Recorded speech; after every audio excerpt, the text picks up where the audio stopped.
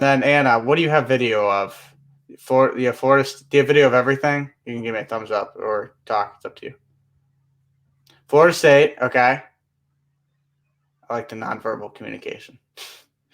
It works. And then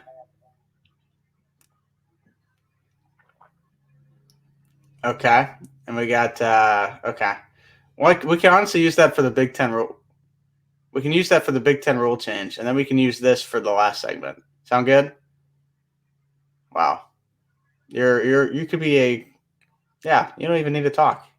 You know who needs words? I'm trying to figure out what that opening shot is of your of the second thing there. It's like a factory. No, not that. Do you know what I'm talking about?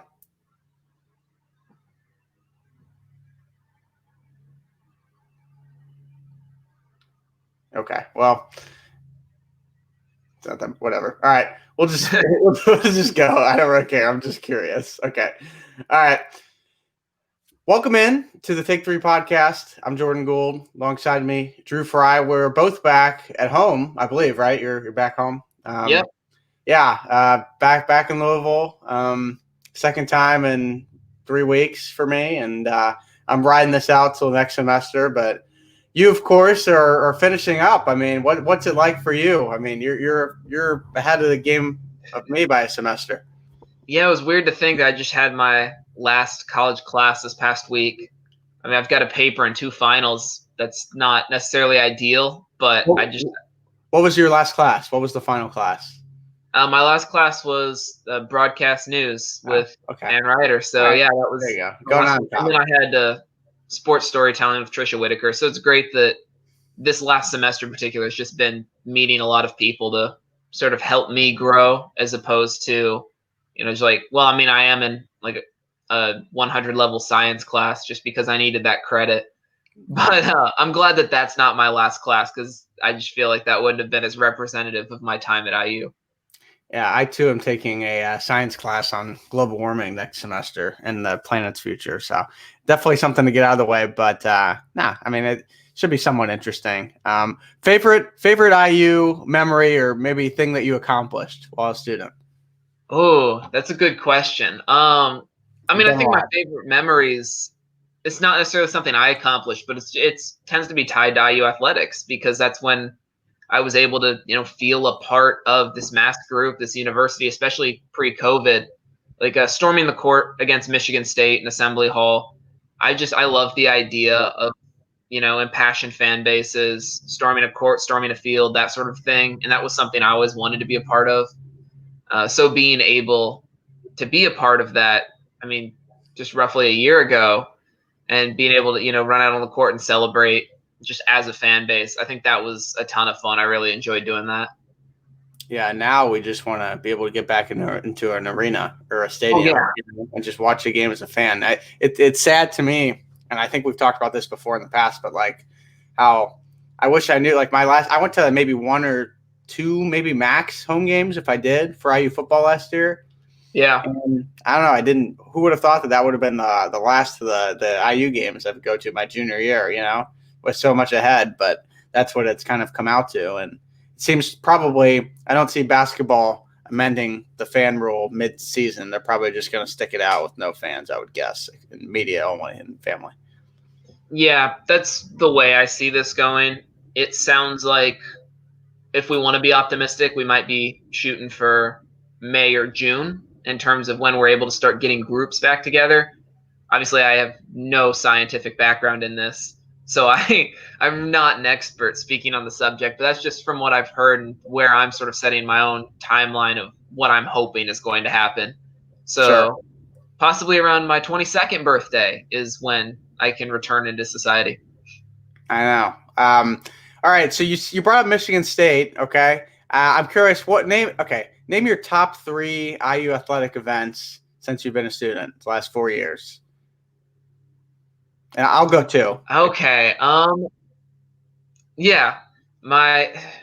This is gonna be interesting. I think number 1 has to be, this wasn't in Bloomington, but in West Lafayette, the 2019 bucket game. IU football beat Purdue in double overtime. Good Yeah, choice.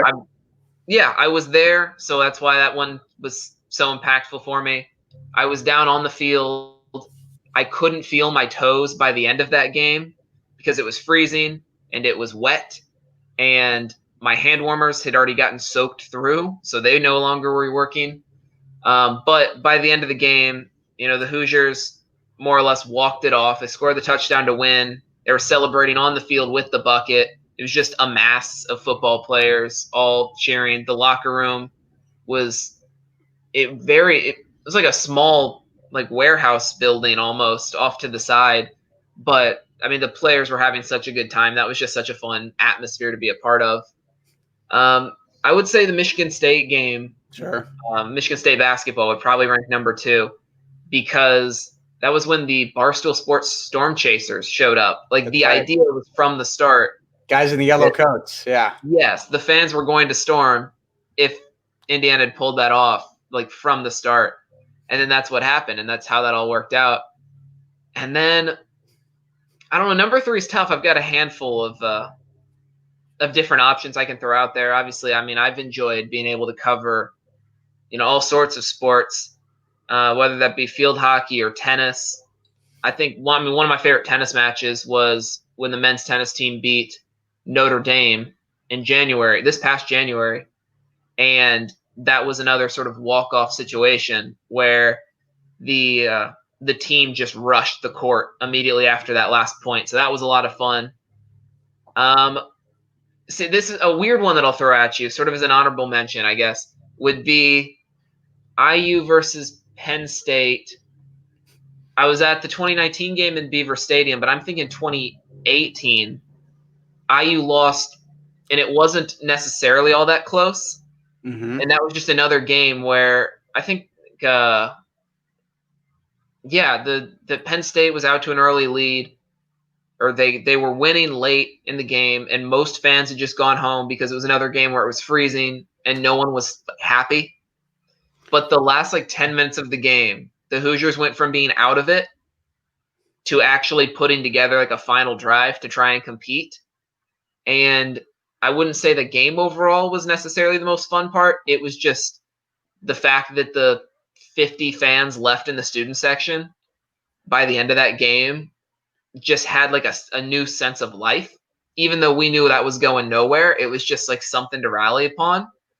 And that's what I love about IU athletics, is just being able to be a part of that group and that atmosphere of people who, I don't know. I mean, I'll probably never saw most of those people again, but we were all best friends for a good 20 minutes.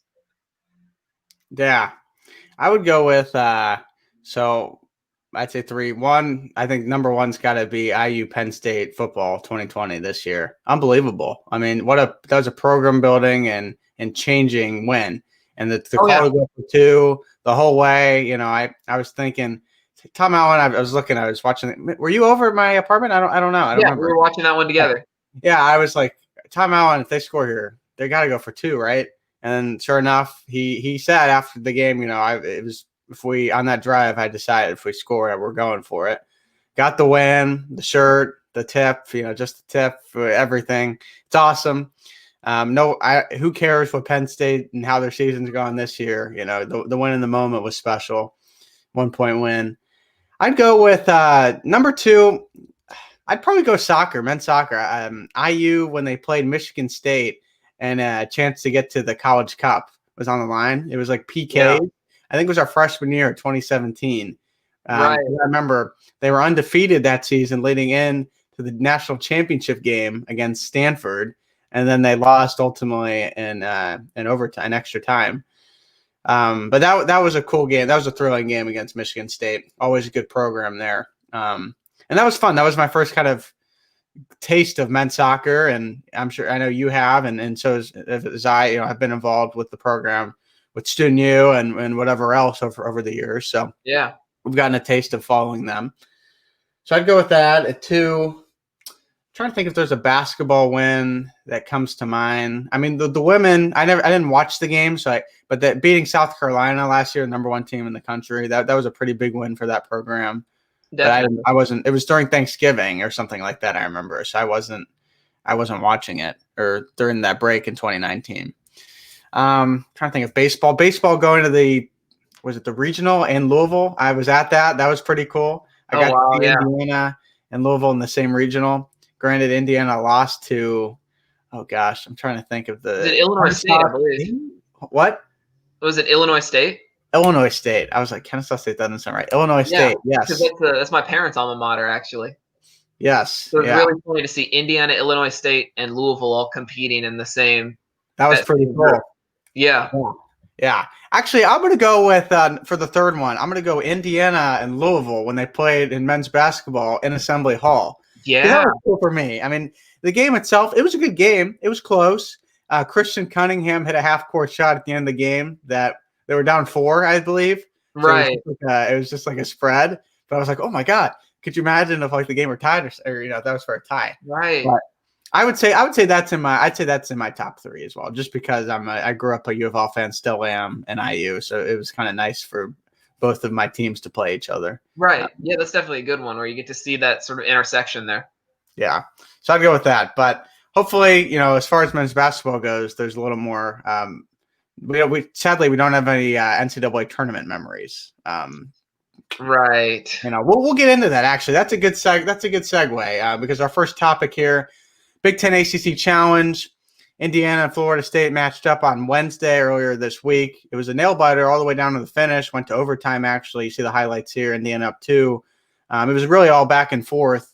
Trace Jackson Davis was the offense. He was the whole offense for Indiana. It seemed he had 25 points, 17 rebounds. He was doing everything. You see a dunk there, the finish inside. Florida State really didn't have much of an answer for him. And the shooting at times, that was good down the stretch by Al Durham, be able to match.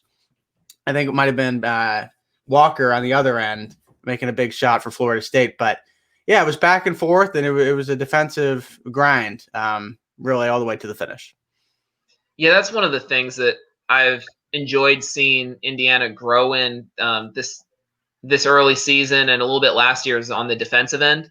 Because they are starting to grind on defense. They're making it difficult. They're taking some of the big players out of games, which is something the Hoosiers have done in Archie Miller's time here. I mean, Rob Finney locking down Cassius Winston, locking down, I believe, Marcus Howard is a guy they've shut down in the past. And so, I mean, here you've already seen, they shut down some of the best players in Florida State. But at the end of the day, Florida State was just so big, so strong. They have that physicality and the shooting ability that IU didn't have. Yeah, I don't know if Indiana deserved to win that game based on how they played it in overtime. Trace Jackson Davis, you saw the and one there to put him up 65-62. But after that, for the next 4 minutes, he didn't touch the ball really at all. It was just kind of mind-boggling. It was very confusing. You want to feed your best player, and maybe you give credit to Florida State for maybe eliminating that, but I don't know. At the same time, other guys kind of step up and make some shots. Like you expect Rob Finney to get in there and make some shots down the stretch, or Al Durham, your senior on the team, and that wasn't apparent, at least down the stretch. Granted, it was a road game. I saw a stat during the broadcast. Florida State had won, I think it was 24 straight games against non-conference opponents, or just opponents in general. I think it might have been non-conference. So a lot of opponents going in there. No, I think it was ACC. I think it was in general, 24. Even ACC teams, anyone going in there lately has not come out victorious. So that would have been a nice win for Indiana. But again, another game falling short. In Archie Miller, I heard him say after the game, if we want to be different from other years, we got to find ways to come out with a win in those games and not a loss. Because really, that was a crapshoot. You saw. I mean, it came down to Scotty Barnes making that. It was a great shot, really well defended by Finney, I believe, at the end there. But it was a better shot by Barnes to win the game.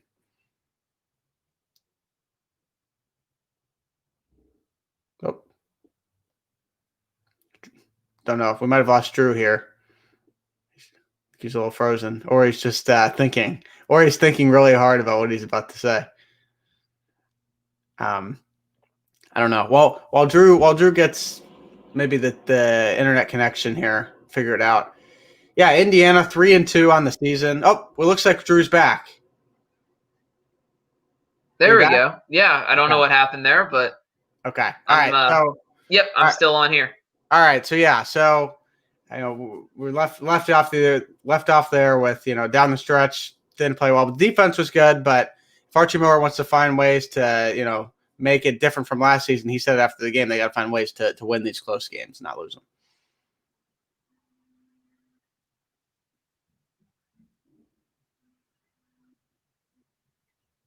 Is it a delay? I don't know if it's a delay.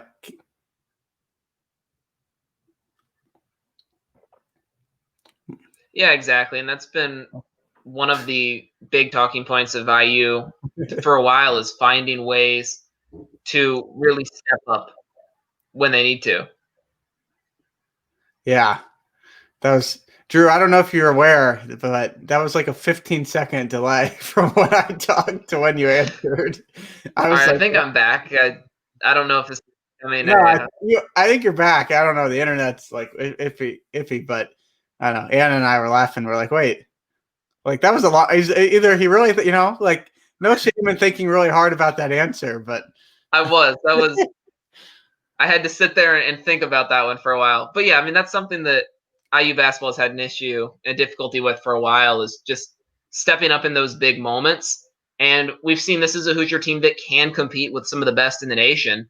I mean, you can look at years past competing with some of the best in the conference. There hasn't really been a team that Indiana has absolutely been outmatched by. Maybe Duke, like a couple years ago, I'd say is like one of the only opponents that Indiana couldn't compete with. But the problem is the Hoosiers just oftentimes beat themselves, whether it's a lot of turnovers or one of the big things, which has seemingly happened in pretty much every game for the past 2 years, is a 5 or plus minute scoring drought at some point in the game. The Hoosiers just consistently they're consistently inconsistent, which is something that you can't be at this sort of a level. And the Hoosiers ran into that issue again with Florida State. They had that issue multiple times with Texas. yeah. I will say one of the positive things to look at in the difference between the Florida State and Texas game is in this one, the IU did fight. And that's something that IU hasn't always done. You saw against Texas, they just sort of fell apart and fell flat. This happened in years past against Maryland or against Rutgers or against Michigan. And so to see the Hoosiers continually fight throughout that game was really a great sign.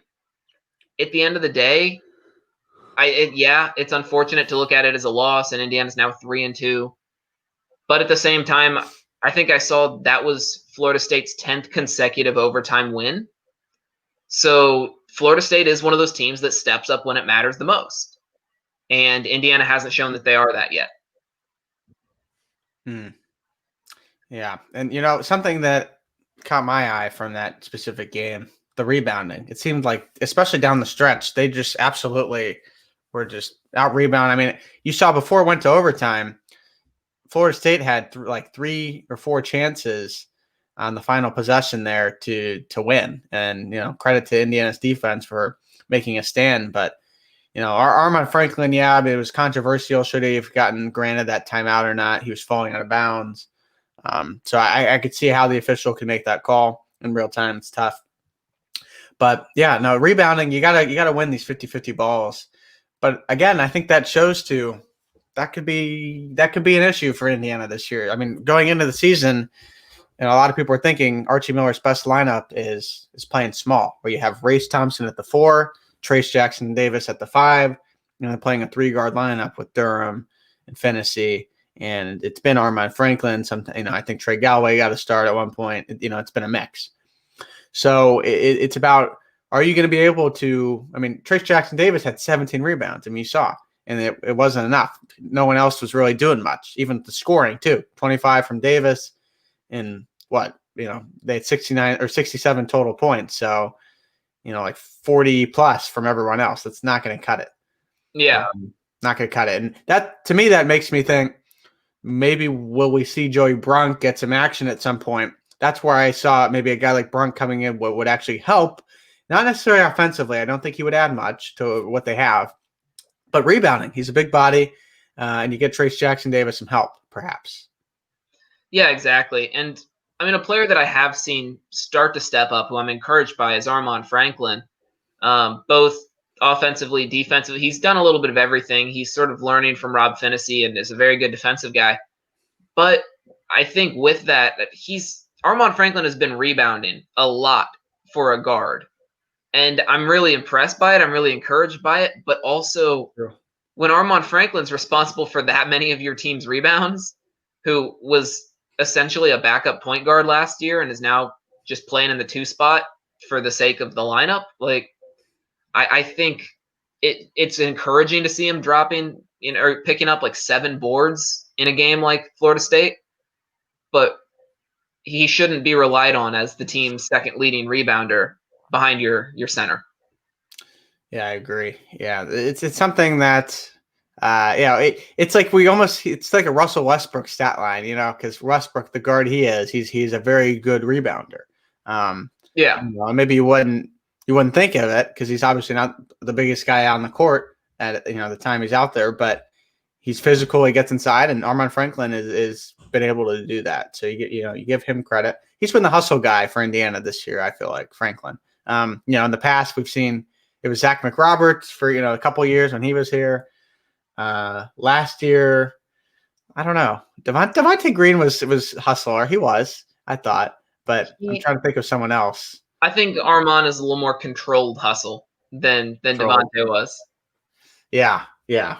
But now here you have Armand Franklin developing into his own. We haven't seen a lot yet out of Christian Lander. I mean, I'd say maybe it's expected a little bit, but perhaps the shooting. I'm a little worried. I'll be honest, Drew. Like, this guy is really good, and I know it's only been 5 games, and I don't know how much he was playing. I didn't catch the first half really against Florida State, but the shooting hasn't necessarily been great yet out of him or really any of the freshmen. Is that what you've seen as well? Yeah, I think we've seen some streaks from an occasional freshman, Galloway going up and making a few shots in a row, and that's nice to see. It's 5 games in, and I think there will be a little bit of a learning curve. So, especially in a season where, practices and preseason and prep was all so different. So, I'm sure that given time, these players will develop. But it is a little concerning that a lot of these guys were looked at, maybe unfairly, I'm not sure, as a solution to the fact that IU hadn't had shooters in a long time. It's like, well, now Lander's coming in, and now Galloway's coming in, and now Leal's coming in. Leo, I thought he'd be the sharpshooter. I mean, again, It's so early, right? But still, I mean. Yeah, maybe it will take time. We'll see, but we haven't seen that so far. I would say the one thing that concerned me is with the freshmen in general is I saw a little bit of the errors of Devontae Green a couple times. Like, I think it was Lander in the Texas Providence game, one of those games where he came up the court and with like 15 seconds left on the play clock, shot one from like 5 feet behind the 3-point line, and it didn't go in. And like, if that had gone in, that would have been like, oh wow, that's amazing, good for him. But that was the issue that fans and the team had with Devontae Green last year, was that he would do it, and when it went in, it was amazing. But when it didn't go in, then he went cold. And again, that was one shot. I'm probably reading way too much into that, but that was a little bit of like an adrenaline spike of like, I've seen this before. Yeah. And I was watching, in that Florida State game, second half. I think it might have been Rob, or I think it was Rob. The certain the shot selection from the team, not just him, but sometimes, and maybe you give a credit to the defense, not really able to get a good shot off. But I mean, I see Archie on the sideline when they shoot a specific shot and he's not happy with it. He's very animated on the bench. I mean, last year we saw, well, everyone knows the whole clipboard incident. Exactly. Maybe we need that again to ignite him a little bit for Indiana, but yeah. Still some work to do, but they got to figure it out quickly because I think they have North Alabama at home on Sunday, and then I think Big Ten play starts on Wednesday against Northwestern, I think. And this is a killer Big Ten season just because of how good these teams at the top are, with Illinois and with Michigan State and with Wisconsin, and I can keep going down the list. Yeah. This is a really good Big Ten lineup this year. Well, and I know actually I just thought about. They have the Crossroads Classic, but I don't know if they've made a determination on that yet. I know Butler. They're scheduled to play Butler, I believe, this year, and I think Butler is having some COVID issues with their program, so I'm not sure on that. But North Alabama, I know, is Sunday, and then we'll see from there. But Big Ten play is approaching, and the Big Ten's really good. Wasn't in the segment, but I we could touch on it quick. Michigan State, Illinois, Iowa, all very good programs. Iowa, number 3 in the country. They looked very impressive in the Big Ten ACC Challenge. Luka Garza, I mean, he is a special player. He's gonna make one NBA team very happy next year. You look at the NBA draft this year, and that maybe compared to the incoming class, and I think Garza is going to be a lottery pick, definitely.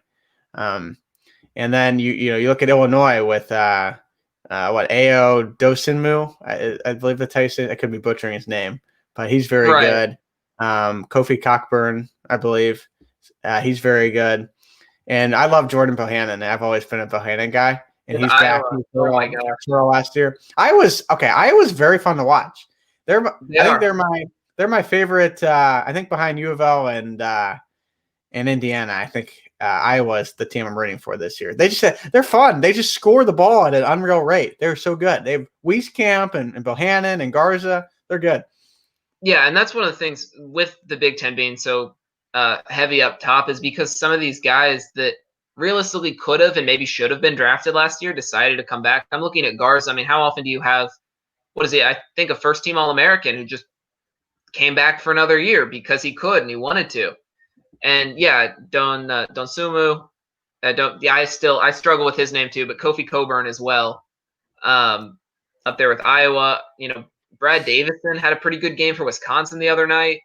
This is some of the best in the Big Ten are coming back and they're still here, and we get to see that. And for Indiana, it benefits having Trace Jackson Davis another year, one of the best forwards in the Big Ten. And so, yeah, for Indiana, they need to provide Trace with some help. I think that's the key. And one thing that I always sort of harp on with Indiana basketball is I really want to see growth, forward, upwards progression, which I feel like hasn't been seen much in the past several years. Jawan Morgan took a huge step forward. That was fun to see. And then, I'm trying to think. We've seen Trace Jackson Davis obviously come into his own. Race Thompson put on a lot of muscle. Outside of that, I haven't necessarily seen player progression like I would have hoped to. You can look at Al Durham, who sort of plateaued, maybe even declined since his sophomore year. Justin Smith never developed. Obviously, he transferred away. I hope for the best for him. I forget which team Arkansas. He's at now. He's in the South in the SEC with Arkansas. And so Rob Finney looked great his freshman year, and I think his these past couple of years now have looked very much like he did his freshman year, which was great for a freshman. I'm hoping that he develops even more so. And so I think that's going to be the key with these freshmen. And we haven't seen much out of the freshmen yet. It's a big ask to show up into the Maui Invitational and dominate as a 18-year-old, 17 Christian Lander. Yeah. So I understand it's a little bit of an unreasonable ask to see much now, but that's why I'm hoping in Big Ten play that we can finally start to see some of the development from these players instead of a plateau that we've seen out of a lot of guys so far. Yeah. One last thing on Indiana, there's positive and negative. So, yeah, this could be a very long and tough season for Indiana. I could see that. I could see that as a possibility. I see that as a scenario in my head where they're just terrible in the Big Ten and they just can't finish games. I do see that because outside of Trace Jackson Davis, you saw against Florida State who's going to step up, and I really don't know.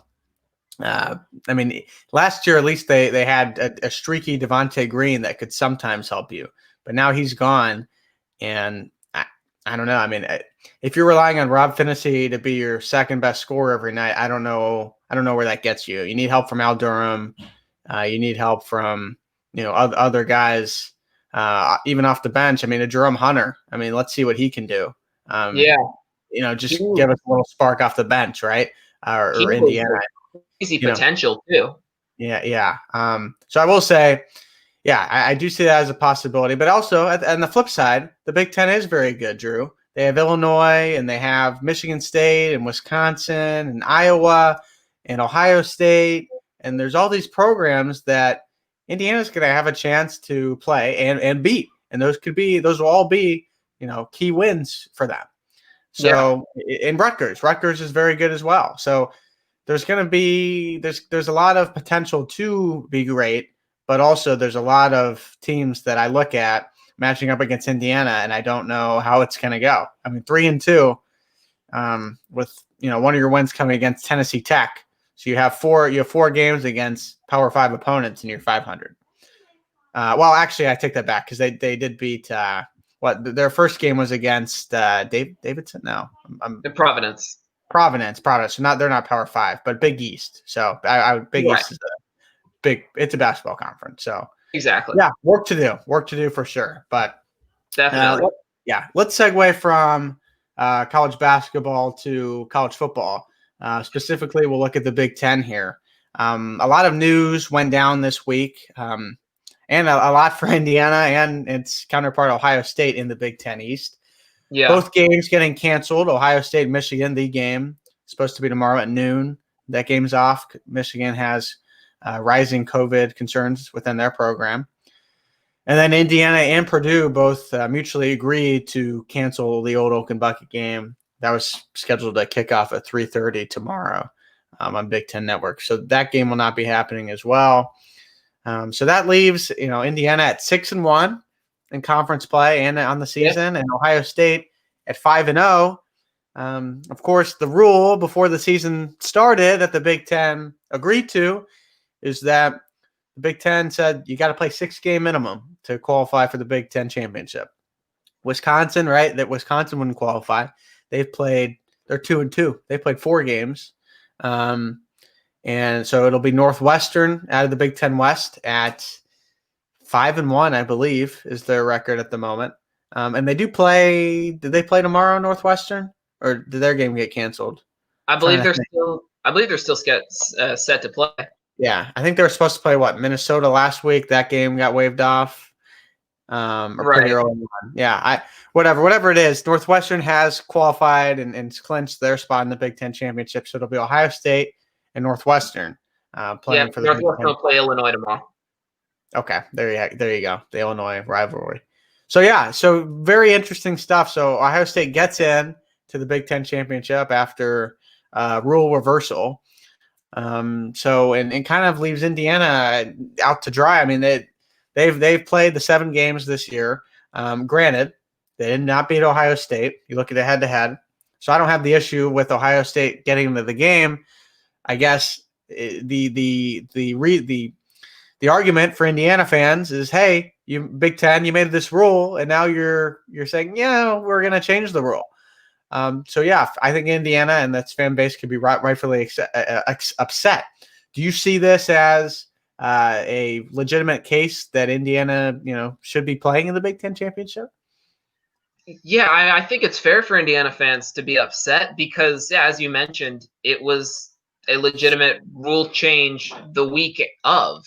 It was a rule that was changed specifically on behalf of Ohio State. That's why I think it's fair for Indiana fans to be upset. If you're looking, I think what sort of gets lost in the argument is, yes, Ohio State is the better football team. I'll say that. I don't think that's. I mean, I'd say 99%. That is the correct argument. It was a close game for Indiana. That was great. That was such a fun game to watch. But at the end of the day, Ohio State is the better football team. So do they deserve to be Big Ten champions? Probably. Do they deserve to make the college football playoff? Yes, probably. But the rule at the beginning of the season was set that you have to reach that 6-game minimum. There were other rules that were set at the beginning of the season as well. And when some of those rules didn't start going teams' ways, the conference didn't budge. When Nebraska said our game was canceled, we like to schedule out of conference, the Big Ten said, no, you can't. Mm. When Wisconsin fell below that threshold to be eligible to play in the title game, that wasn't even a discussion of changing the rules. It was just, I'm sorry, Wisconsin, that's unfortunate. But then once Ohio State runs into a little bit of trouble and it's clear that they're not going to be able to play in the game. I mean, they changed the rule. And it wasn't even like when Ohio State had their outbreak and they might miss multiple weeks, or when the Michigan tests first started. The rule wasn't changed at that point. The rule was changed specifically and immediately after Ohio State lost that eligibility.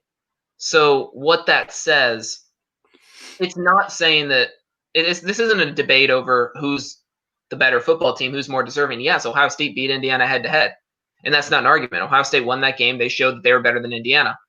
But in terms of who's eligible for the title game, Ohio State is not. And so I think that's where the anger comes from, is that the rule was decided at the beginning of the season, and then once the conference did not get the desired outcome, they changed the rule.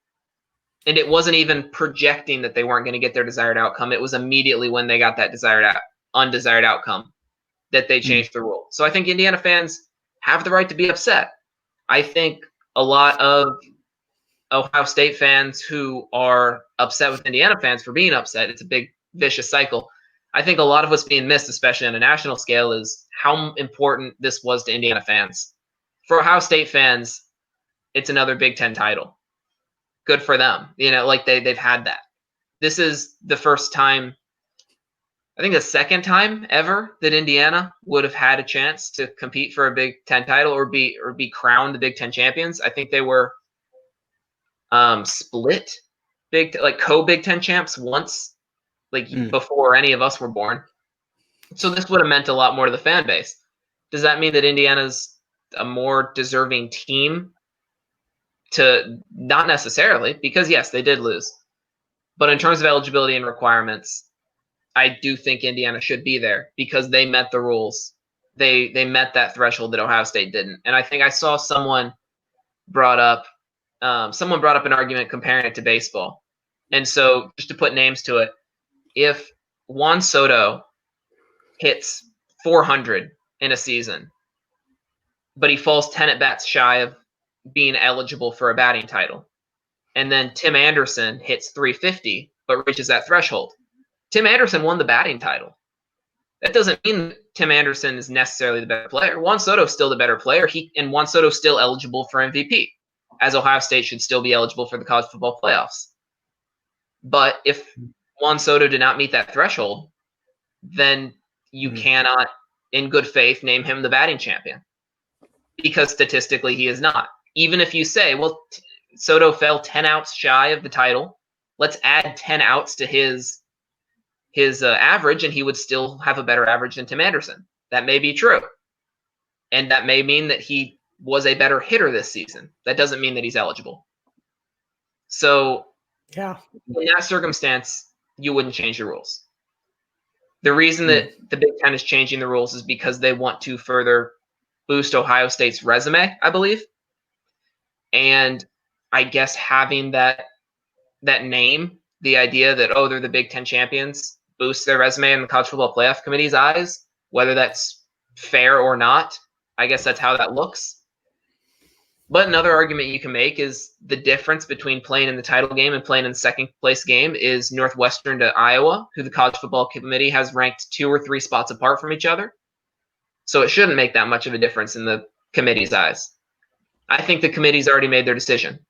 I don't think anything that happens over these next few weeks is really going to determine it, unless they have to, unless Clemson gets blown out by Notre Dame.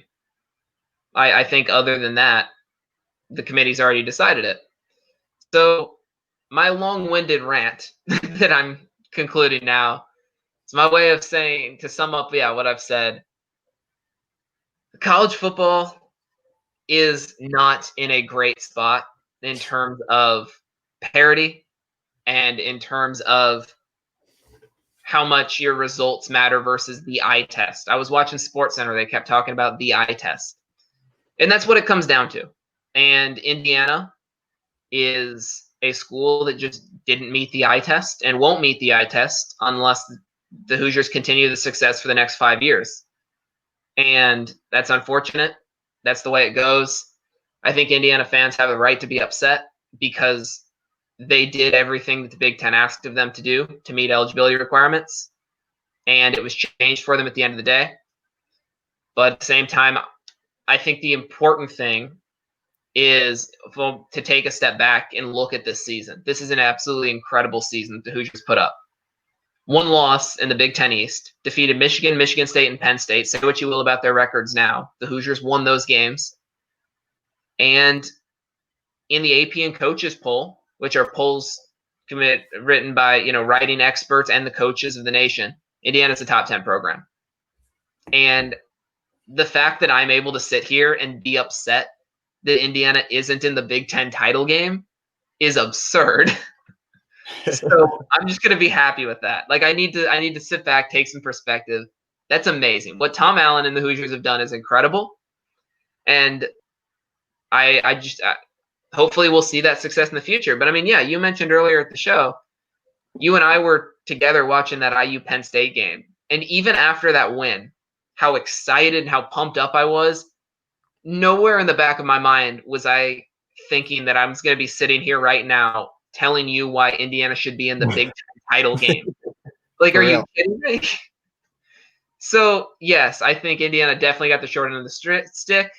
I think the Big Ten proved that they're willing to throw some of their smaller teams under the bus if it means promoting their big names. But I think any conference, any Power 5 conferences would do the same and has. I mean, the ACC is going to protect Notre Dame and Clemson at all costs this season because they want 2 teams in the playoff committee. So that's just the landscape that we're in right now. It's unfortunate, and I hope that it improves. But, yeah, I don't think Hoosier fans should necessarily be surprised. I think it's fair to be upset. I hope that the COVID outbreak among the team is able to stay relatively contained and the Hoosiers can compete in a big bowl game. Realistically, the Hoosiers should be in a New Year's Six bowl game. They 100% should. They've done everything required to get there, so we'll see how that goes. Yeah, we'll get into Indiana and their fate, I guess, in our next final topic. But Drew, that was a very elaborate and well-spoken answer. Like, Thank you. I'm glad you said well-spoken because I realized that I was just talking for I felt like you were. You could make the pastor rabbi comparison, making his argument or case to the jury or to the congregation, and I feel like I was pretty educated right there. But I will say this a point that wasn't brought up: the Big Ten. What a mess that this really has been on how they've handled everything. Okay, it has. You go back to the very beginning, all right, and you can pinpoint this rule change as the icing on the cake, if you will. But there were talks back in August, would the season even be played? And the Big Ten said no. They Kevin Warren, the commissioner of the Big Ten Conference, penned an open letter to the conference saying the Big Ten will not be playing games in the fall. And he made it clear. Then pressure comes in, alumni, Nebraska, Iowa, the vote, right? It was 12-2, I think it was, or 11-3. I think only Nebraska and Iowa voted to play. Everyone else said no. Meanwhile, you have the SEC, the ACC, these other conferences, the Big 12, all playing football, figuring out how to do it. Granted, is it the right thing to do? Is it the wrong thing to do? I don't know. Depends who you ask. Financially, college football needed to happen. Health, like safety, I don't know how necessarily it's maybe been interpreted now as the season's gone on. I mean, yes, there's been a lot of cancellations, but I don't know. I think if you asked most people, I'd say that with the given circumstances, for them to even pull off a season and get most games in, I think it's impressive. You look at the Big Ten, and Indiana before this week had been able to successfully play every Big Ten game the whole season. I think they're the only team in the Big Ten actually to do that. I think every other school that I can think of. I think I saw there was one team in the West that was able to pull it off, and then Indiana was one of the few in the East. Yeah, I mean. That I could think of, but I mean there are a lot of cancellations. The point being, most people, like if Indiana got through a full season without a blemish, like without a cancellation, honestly, it would have been a miracle to me. How fitting. It's Hanukkah, night 2 tonight. There you go. But yeah, so you have that, and then you have the backtracking. All right, we're going to play a season, and then you have the 6-game minimum rule, which I guess like it sort of makes sense. But I don't. They didn't have to do it, Drew. They didn't have to They didn't have to make this rule. But my theory was that rule was meant to sort of stop a team like Indiana from accidentally getting into the game. But what it ended up doing was it gave Indiana that path to accidentally get into the game. I think it was meant so if Indiana had canceled the game against Penn State and Ohio State, but still like beat Michigan, for example, then you're looking at an undefeated Hoosiers with a fairly weak strength of record. And then if Ohio State had fallen to Penn State, then Ohio State now, Indiana's in that game over Ohio State, over Penn State. I think that was what it was meant to do. It was to stop an accidental Big Ten berth. But what it did was it spun around and it took out the top 2 preseason teams in Ohio State and Wisconsin. Yeah. Yeah. And yeah, it totally kind of backfired on the league. And really, you look at a team like if Indiana say they played 3 games and went 3-0, even if that was Rutgers and Maryland and Michigan State, I think that's why that rule was in place. But once that rule didn't give them the outcome they meant it to do, then they had to backtrack. Yes. And, I personally, the Big Ten with the East and West divisions, like, I really don't think they need it. Like, why? Like, why? I don't know. Like, you look at the ACC and they do the top 2 teams. You look at the SEC. The SEC does have divisions, but I don't know. I don't think you need it in college football. I don't. I think the SEC is slightly more balanced because, Florida and Georgia and Bama and Texas A&M, they're not all in the same conference. Right. You look at Big Ten basketball, they don't have divisions. They just play every team. Granted, there's more games, so you can do that. But why? I don't know. Like this is, in that case, there's no conferences or no divisions, then Indiana's in. They're in. They're 6-1.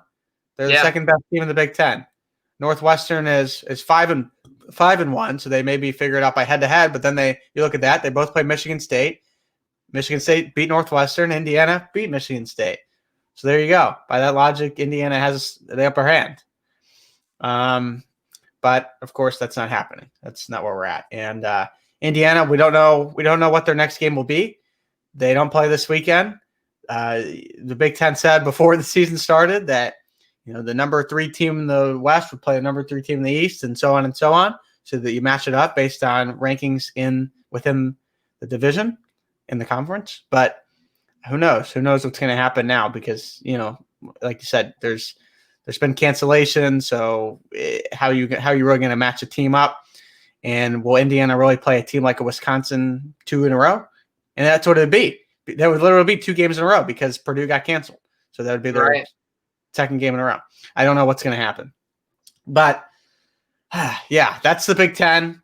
It's kind of a mess. It is a mess. It is. It's sad because I like Kevin Warren, but I don't know if Jim Delaney, the former commissioner, I don't know what he would do better. It's just an unfortunate circumstance to deal with a pandemic in your first year as Big Ten commissioner. But I don't know. It's just been a mess. Like the Big Ten, it's like either make things open for change later or don't make rules. I don't know. Right. Like if you're going to change things, they're non-negotiable to start the season. It was only when Ohio State was in danger that the rules became negotiable. That's the biggest problem that I have with it, is that we weren't willing to negotiate on behalf of Nebraska or Wisconsin. There you go. So now we'll move in from one to, you could look at that as a disrespect to another. I think this one is far worse because at least with the Big Ten championship, I see the logic. Okay, Ohio State beat Indiana head-to-head. They were the better team. You said it. I'm going to say it. And, Ohio State, they're their team they should play. It's just a rule that we're arguing here. However, with the college football playoff, it's kind of a mess. That you think the Big Ten's a mess. The committee here, you see the rankings at the bottom of your screen. So Alabama gets in at 1, Notre Dame 2, Clemson 3, and then Ohio State at 5 games gets in at 4. They're undefeated. Their strength of schedule, I think, is 72 in the country. Indiana is 5, according to ESPN. We're not making that up. And they also had, I saw this, Drew. I saw this before Tuesday, before the rankings came out. When I saw Indiana had a 37% chance to make the playoff, I think a lot of people got really excited. But I said, too bad it's not up to this predictor to decide who gets in. Right. It's up to a committee of people. Okay? So they have the 5th best odds to get in, yet they're ranked number 12 in the country. Okay? They stick to number 12. You saw here the rankings for the second straight week. Now, I will say, you go back to the game against Maryland. Michael Penix goes down with the injury. He's out. All right? They win. There was an impressive win. Gave up a garbage time touchdown, but it was a dominating performance by Indiana from start to finish, pretty much. They're ranked at number 12. All right? The polls come out. Okay? And I was like, oh, okay. I was like, maybe they move up 1, maybe 2 spots, maybe 1 at most, because they were leapfrogged by a couple teams, including, I think, Oklahoma. But they weren't. And I said to myself, okay, Penix went out. The committee wants to see what Indiana looks like with Jack Tuttle, right? It could be a different team. So I got it. I got the argument, whatever. So Jack Tuttle comes into the game against Wisconsin, and they win. It was I wouldn't say it wasn't a pretty offensive performance, but it was a tough game nonetheless. They got Jack Tuttle, his first career start. You get 2 pass touchdowns out of him, no interceptions. Outplays Graham Mertz. I'd say if you told me Jack Tuttle threw for 2 passing touchdowns, no picks, I'd take that. I don't know what the result was. I would take that though. And Wisconsin's a dominant defense. I mean, historically, even that's one of the better defenses in the Big Ten Conference. So I was very happy with Tuttle's performance, and then to take that Wisconsin team that was a preseason, top 20. I don't know exactly where they were, but 12 or 13, I think, maybe. Yeah, but we're expected to compete with Ohio State in the Big Ten title game, and you take that team and hold them without a touchdown? That's amazing. I thought that definitely deserves some respect. But as you were saying, it didn't really get it. Absolutely. And, of course, then the polls come out this week, and I think this is where it was a little bit flustering. Indiana doesn't move up after beating Wisconsin. The logic behind it is, well, Wisconsin's not in our top 25, so or they are 20. I don't think they are in their top 25. Didn't they? I think the college football playoff. Yeah, they're out. Yeah, they dropped out. So the college football playoff committee says, well, Wisconsin's not in our top 25, so it wasn't a quality win for Indiana. Although, even though they were number 16 in the country, and if Wisconsin beat Indiana, that would be called a quality loss. It would be called a quality loss, but it's not a quality win because Wisconsin drops out of their rankings, and it doesn't count because they were ranked the week before. So we disregard it. How often do you see a team fall over 10 spots in the rankings after losing to a team ranked higher than them? Wisconsin went from 16 to out of the top 25 after losing to the number 12 team in the nation. How does that drop make sense? Similarly, it's as you mentioned, a reporter asked someone on the committee to elaborate on how they view Indiana. My personal belief is they don't view Indiana. I don't think they've watched Indiana. I think they forgot Indiana was a school, and they just have to keep dropping them in the rankings somewhere because the record looks nice. But yeah, the Indiana ranking makes no sense. And their argument was that Indiana doesn't have any quality wins. I saw a stat that there are only 2 teams in the nation that have 3 ranked wins this season, Alabama and Indiana. Now, I understand the back half of that argument is, well, Michigan and Penn State are both 2-win teams currently. And yes, that's true. The entire Big Ten East has 2 wins currently, except for Indiana and Ohio State. So I don't know if you want to look at the Big Ten as good, or the Big Ten all around good or all around bad. You can look at it either way. regardless, those were top 25 wins. And at the time, Penn State had a lot more to play for than they do now. Michigan had more to play for than they do now. And I think, I mean, you can look, I believe Michigan's wins, or no, Penn State's wins are against, like they have one win against Michigan. They kind of compete against Ohio State. So there's a lot of fluctuation there. But yeah, going back to the argument that Indiana has no quality wins. They had 3 top 25 wins and maybe the most quality loss in the nation, 7-point loss to what they rank as a playoff team. Bless you. And you can look at some of these other teams we're comparing, like Texas A&M. Their one loss was by multiple scores. The big one that I know has sort of offended a lot of Indiana fans is Iowa State. Iowa State is a 2-loss team. One of those losses came by multiple scores to a Sun Belt program. 17 points at home to Louisiana. Yes. But now with the College Football Committee, I think it's all very calculated. I don't think they're doing a good job of pretending it's not. Because there you go. You see it on the bottom of the screen right now. Louisiana's 19. Louisiana has a loss. It's not an undefeated Sun Belt team. It's a 1-loss Sun Belt team that they put in the top 20. How often do you see that in any given year? Typically, like we saw Marshall was ranked near 20, and then they lost first game and they were bumped out. That's sort of how the committee has historically ranked teams that sort of come out of nowhere in that sort of ranking. And so, yeah, we've got a team, BYU and Coastal Carolina, they played each other. Great for them. Boom. But another one right there, Missouri. Missouri is another one of those weird teams that just popped into the rankings sort of out of nowhere, just dropped in at 25. And when I say I think the committee is calculated, Georgia plays Missouri this weekend. Georgia is a team ranked above Indiana with 2 losses that has 0 top 25 wins. By ranking Missouri, they're giving Georgia a top 25 win, assuming Georgia beats Missouri.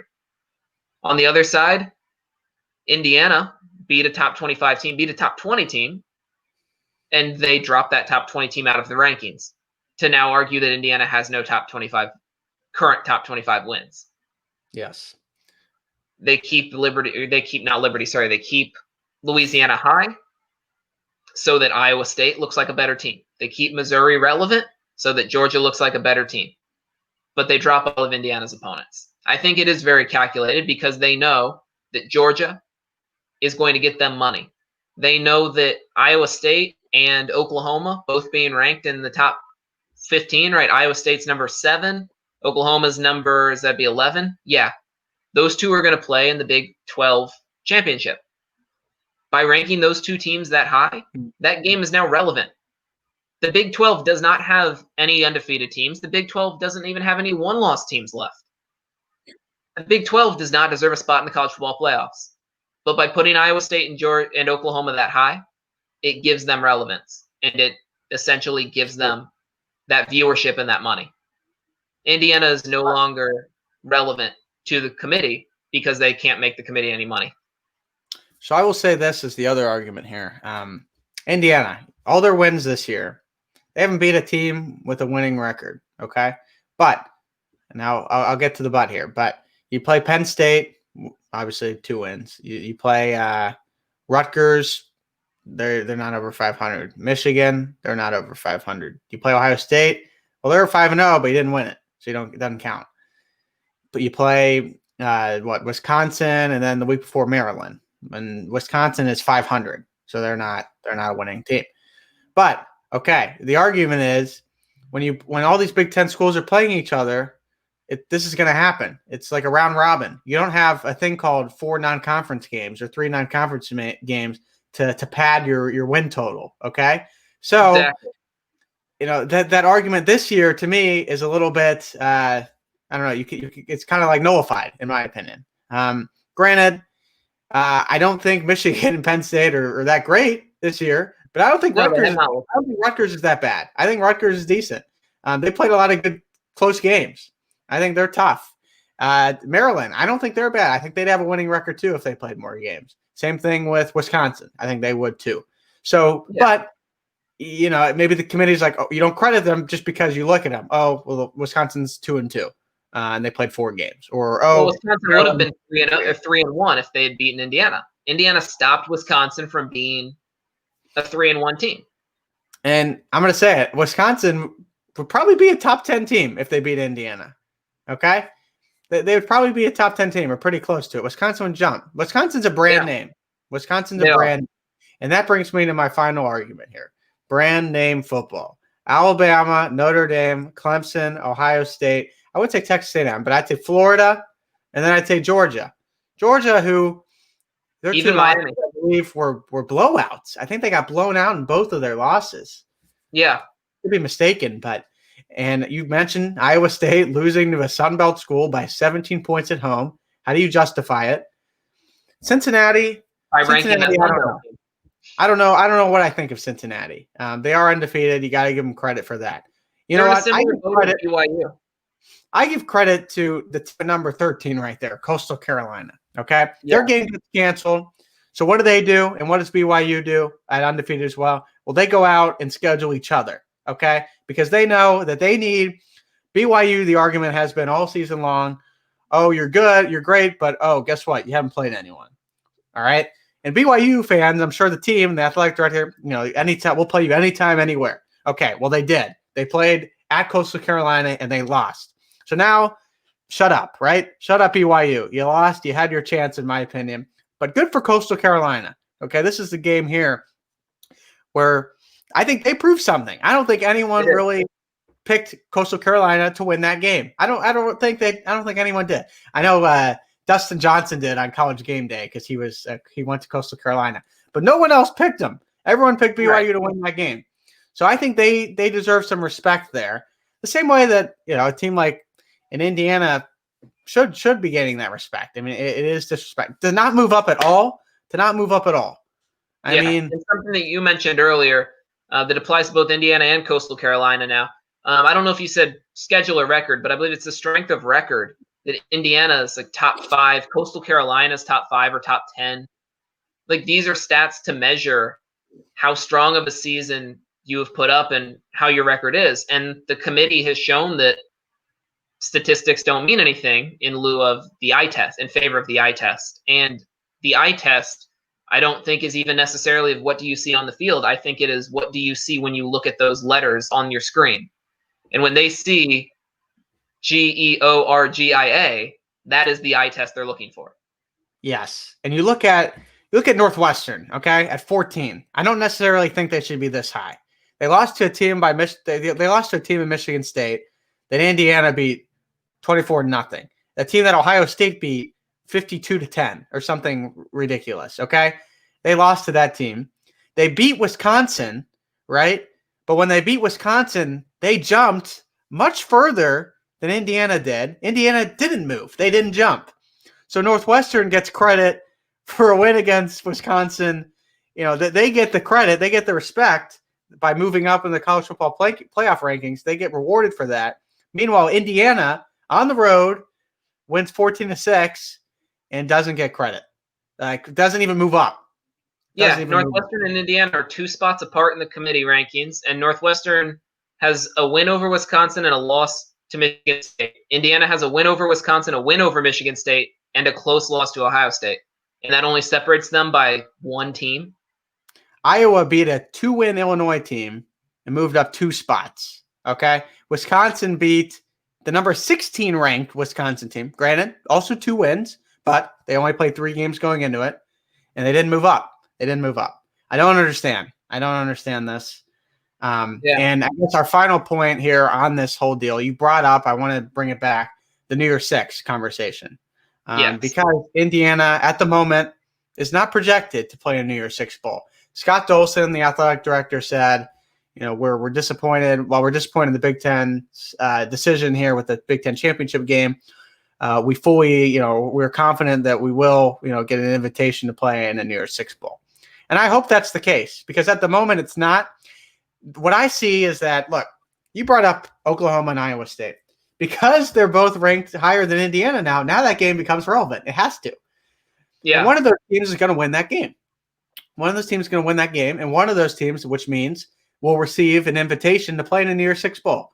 And that's the Big 12. You know what? Yeah, I get it. Big 12 gets an invitation just like the Big 10 gets I think two bids. It's a 2-bid league or something and like that. We'll see probably USC in a New Year's Six Bowl because the Pac-12 will get their representative as well. Pac-12 will get their representative, yes. But, of course, if you've watched USC this year and you watch Indiana, I think people would say that Indiana is a better team than USC if they stacked head-to-head. But based on how New Year's Six invitations are handed out and bids are given, Indiana at 12 might not get the chance. Just like a Coastal Carolina might not get the chance. But Coastal Carolina, I get it because you have a team like Cincinnati in the American Conference Athletic who is undefeated. Right now, Cincinnati's going to get the bid. But Coastal Carolina might play in, they're going for, I'd say, the Peach Bowl right now. And I don't know what's going to happen with that. But Indiana, I would say, I don't know. I mean, I'd say they will move up because Iowa State or Oklahoma is going to lose. And I would have to imagine that one of those teams will fall behind Indiana because one of them's going to lose. Right. And that will free up a spot. So maybe Indiana gets in from that sense. Maybe they're not in at the moment, but after the championship week, they will. But we'll see. Indiana has one more game left. I really want them to play Iowa. Iowa at 16 in the College Football Playoff Committee's rankings. Granted, if they beat Iowa will probably fall out of the rankings, and it won't count as a quality win. It won't be considered a quality win. But who knows? I don't know. Indiana deserves the respect, though. They're not getting it. And one lost by 7 points at home to the number 4 team in the College Football Playoff right now. That's it. That's their only loss. And they had the football with a chance to tie or win the game. They did. It was a winnable game. At the end of again, I'm not arguing that Indiana's the better team than Ohio State. They had a chance. It was close. They had a chance. And they came back.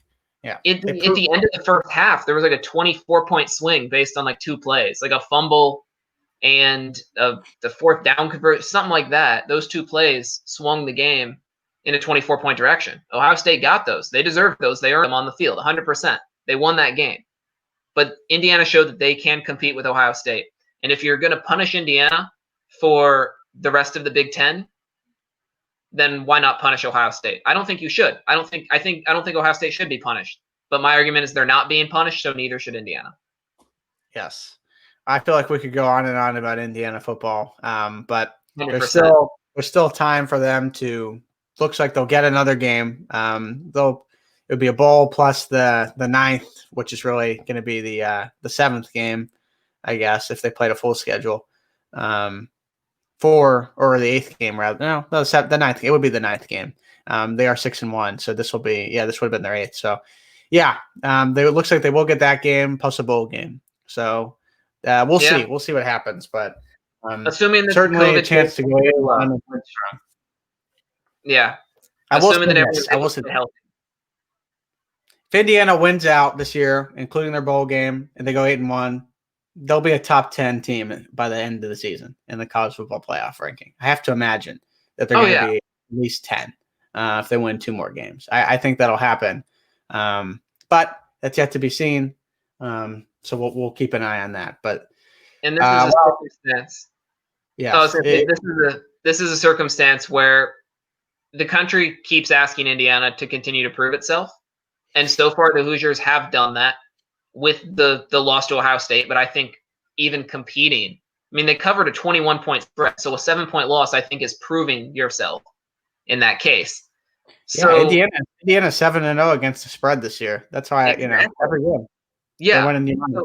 So Indiana, every game, has showed up and proven that they deserve to be there and has proven themselves.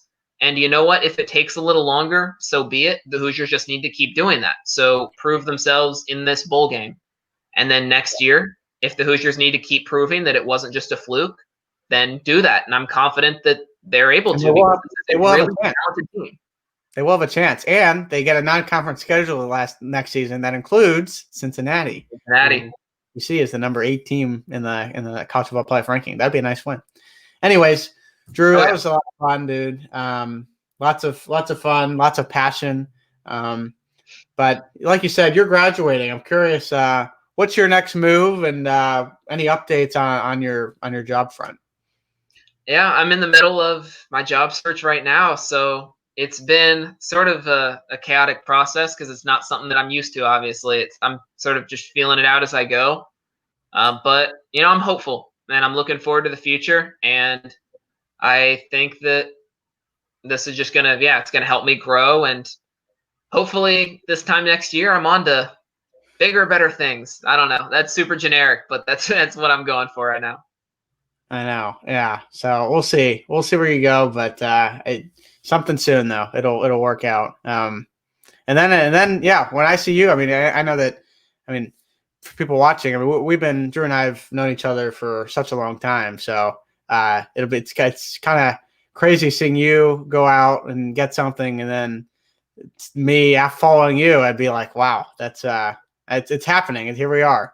Right. Yeah, you've got one semester left, but it's on the bright side, you'll be going through this with so many other people. You've got a bunch of people that that have or will have been going through the process. And yeah, I really appreciate being on the show. You've done a great job, just all 3+ years. And I look forward to seeing what you do as well. Thank you. And Anna, of course, has been awesome. Thank you, Anna, for your help. This has been a fun project. Not sure if we'll continue it or not. I'd like to, but we'll see. We'll see where we go from here. And it's been a good time. But yeah, Drew, hopefully you make a visit to Bloomington next semester. Oh, yeah. You can. Hopefully if Kilroy's is open, I'd love to go. Right. Yeah, It's the only place I haven't crossed off yet. I'd say, trying to think of the bar. See, you have Nick's, you have upstairs, you have Kilroy's on Kirkwood, you have sports, you have Brothers. What am I leaving? Am I leaving anything out? If I'm leaving anything out, oh, Bluebird. Yeah, I haven't been to Bluebird. Yeah. But yeah, I don't know. We'll see. Hopefully it'll be open. We can maybe celebrate Indiana in the tournament, right? We'll go all the way back to our topic there. So we'll see. All right, Drew. Well, thank you so much. I appreciate it. And this does it for the Take 3 podcast this week. Stay tuned. Not sure what the future holds with us, but it's been certainly great. And we'll talk to you next time. And if there's next time, and everyone stay safe out there. Happy holidays, and talk to you again soon.